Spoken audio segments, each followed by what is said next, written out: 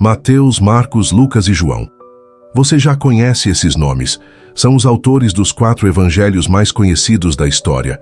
Mas, e se eu te dissesse que existe um outro evangelho, escondido, silenciado, e que traz segredos sobre a família de Jesus que quase ninguém conhece? Hoje, você vai conhecer a história de um homem esquecido. Um homem que cresceu com Jesus, que dormiu na mesma casa, que viu o escândalo se formar quando sua madrasta apareceu grávida sem que o casamento tivesse sido consumado. Hoje você vai conhecer Tiago o Justo, o irmão de Jesus.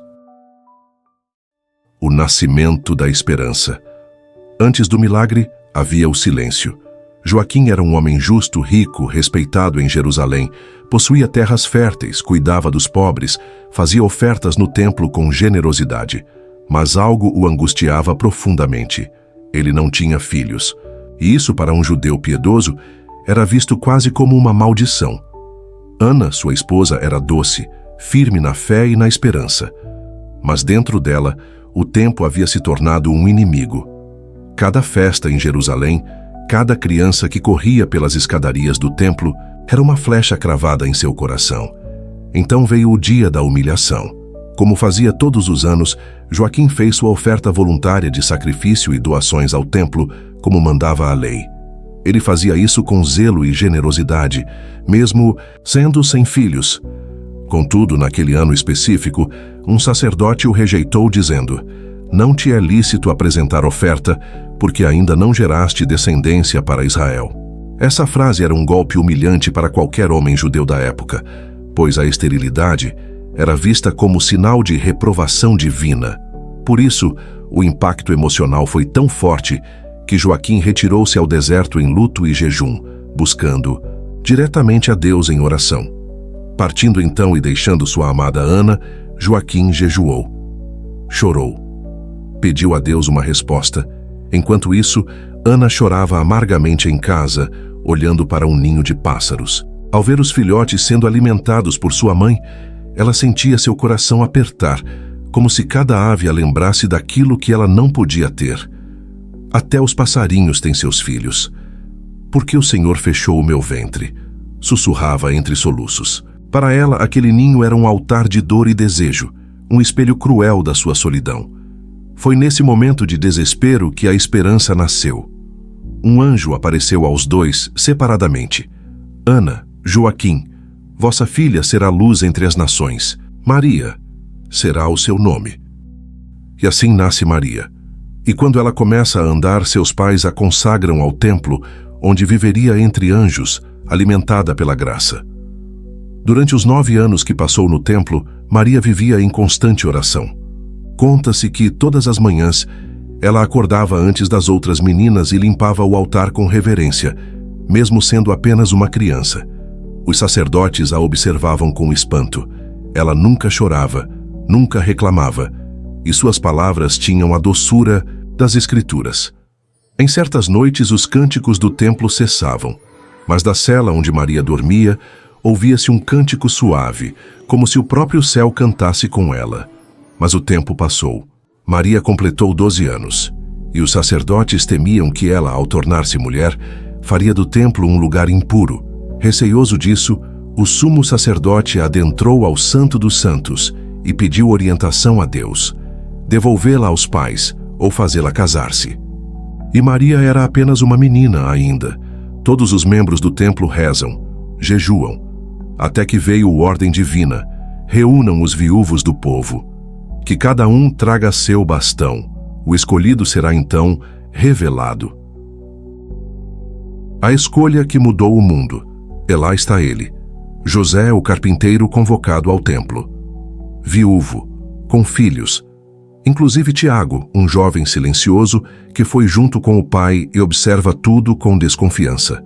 Os sacerdotes reuniram os viúvos da casa de Davi conforme a tradição, e cada um trouxe seu bastão. Os bastões são levados ao altar.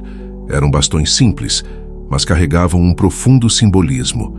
Representavam a identidade de cada homem, sua linhagem e sua disposição em obedecer à vontade divina. Inspirados no bastão de Arão que floresceu, como sinal da escolha de Deus, Os sacerdotes acreditavam que um sinal sobrenatural indicaria o eleito. Um a um são devolvidos, nada acontece, até que o bastão de José floresce e uma pomba branca sai da madeira morta. Todos se calam. José abaixa a cabeça. Ele não queria aquilo. Sou velho, tenho filhos, serei motivo de piada. Mas os sacerdotes o advertem. Não contraria a vontade de Deus. Tiago observa Maria, tímida, silenciosa. Ela agora era parte de sua casa, parte de sua vida. Mas quem era ela realmente? Após a infância de Maria no templo, ela foi confiada a José em casamento. José, com seus filhos, viviam em Nazaré, na Galileia, e esse se tornaria o lar da Sagrada Família. Após algum tempo de convívio, José parte em viagem por causa de seus negócios na carpintaria. Enquanto ele está fora, um anjo aparece a Maria, ave cheia de graça. Ela concede a vontade divina. Quando José volta, vê sua esposa com o ventre abaulado. Ele se desespera, chora, bate no peito. Por que, Maria? Eu recebi você virgem. Tiago ouve a discussão, vê a dor nos olhos do pai, vê a vergonha e sente algo estranho, medo e dúvida. Mas um anjo aparece a José. Não temas, o que está nela é obra do Espírito Santo. Mesmo assim, o povo começa a murmurar.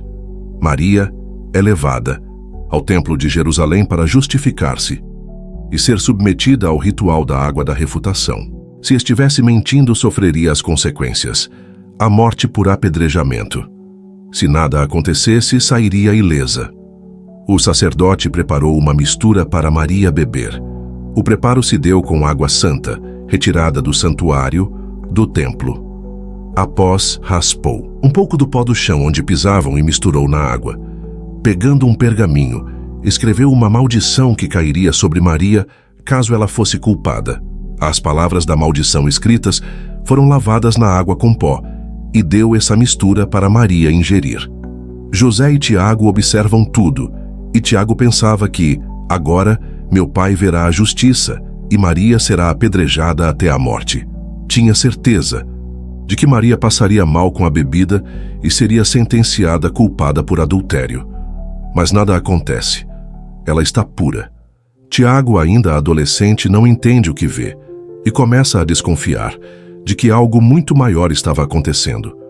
Não acreditava nas palavras de Maria, que dizia que um anjo lhe apareceu e disse que conceberia um filho. Voltaram para Nazaré em silêncio pelo vale do Rio Jordão. Essa viagem, pelo fato de Maria estar grávida, durou 10 dias. Foram 160 quilômetros de silêncio e resignação.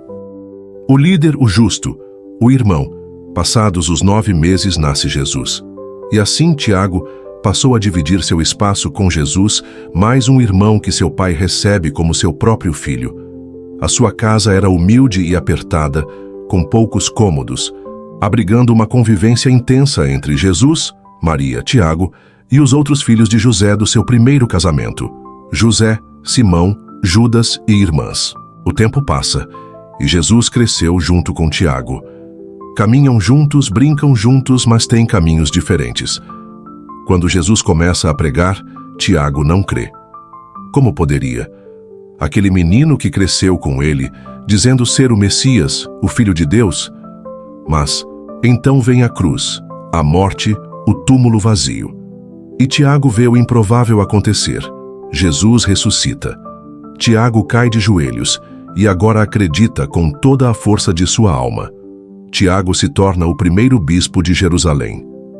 Passa horas e horas de joelhos no templo em oração e em reverência ao seu irmão Jesus, que lhe dava inspiração para o futuro que iria trilhar na divulgação das coisas de Deus.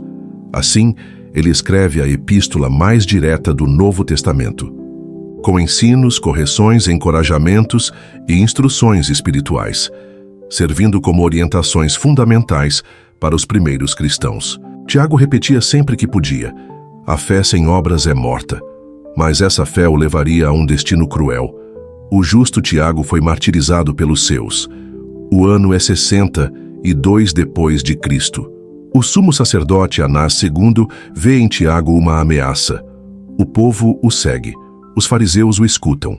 Até os sacerdotes o respeitam. Sem o governador romano na cidade, Anás aproveita o vácuo de poder. Leva Tiago ao alto do templo e grita: "Negue que Jesus é o Cristo." Tiago olha para o céu e responde: "Ele está sentado à direita de Deus e voltará nas nuvens do céu." E é empurrado. Cai, mas sobrevive. Com sangue nos lábios, se ajoelha e ora: "Pai, perdoa-lhes, pois não sabem o que fazem." Pedras voam, gritos ecoam. O justo cai, mas seu sangue clama por justiça. Tiago está morto. Dias depois, Anás é deposto.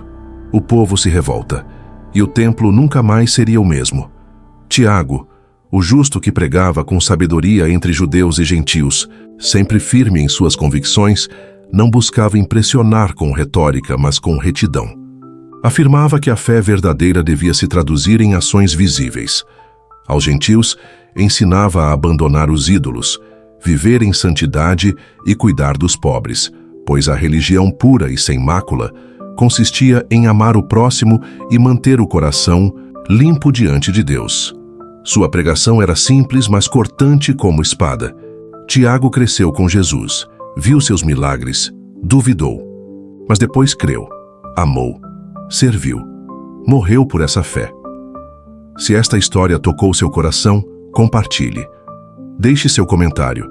Agora dê uma parada e inscreva-se em nosso canal. São apenas alguns segundos. A sua inscrição é muito importante, porque aqui você descobre o que a história tentou esconder, mas que este vídeo desvenda. Confira a prévia do próximo vídeo nos shorts do nosso canal. E nos vemos em breve.